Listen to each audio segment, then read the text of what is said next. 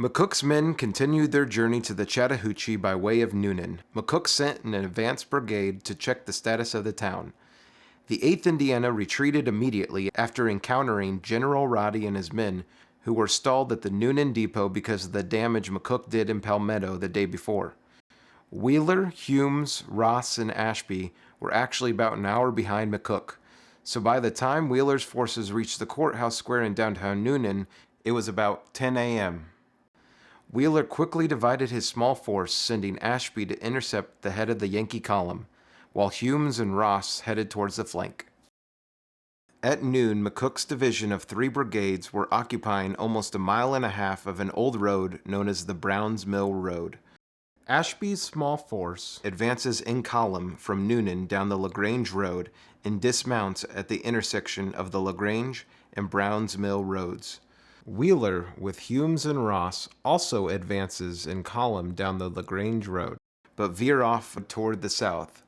After making contact with Ashby's Confederates, the Union advance guard, the 2nd Kentucky, abruptly reverses itself and retreats down the Browns Mill Road, colliding with the 5th Iowa, forcing it back on the 4th Indiana.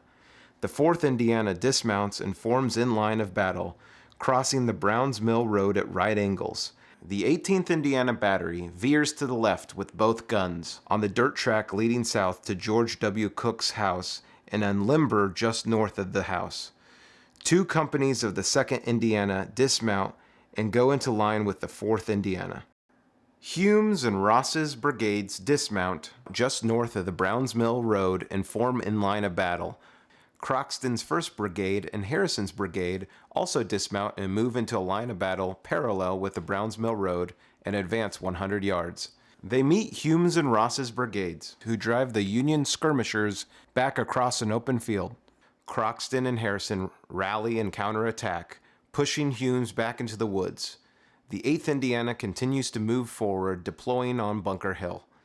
The 18th Indiana Battery is firing both guns toward the intersection of the LaGrange Road and Browns Mill Road, where Confederate forces are surrounding the Union advance brigade. About 300 horsemen of Torrey's advance brigade are cut off by Ashby's men and retreat to the northwest, returning to Marietta on August 1st. And as the battle began, the sound of the bugle could be heard down Browns Mill Road.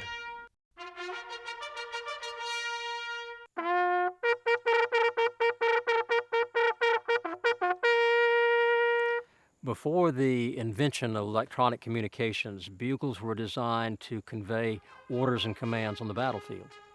There were approximately 49 infantry bugle calls, there were about 39 artillery bugle calls, and there were roughly, give or take, 38 cavalry bugle calls. From his first day in recruit camp, a soldier's life was regulated by the bugle call. The bugle told him when to get up, when to eat, when to go to sleep, when to drill, when to groom his horse. And old cavalrymen will tell you that even the horses learned the bugle calls almost as quickly as the men. We know for sure that the call charge was used on both the Union and Confederate sides right out here on the present-day Millard Farmer Road. Others are sort of questionable, but we do know that from the written record that charge was used on both sides.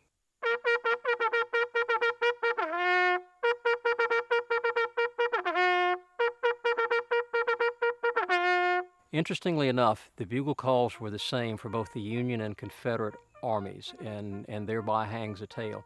The cavalry manuals that were used by the United States Army were written in the main by Southerners, and so when they left the Army to join the Confederate cause, they took the manuals and the bugle calls with them.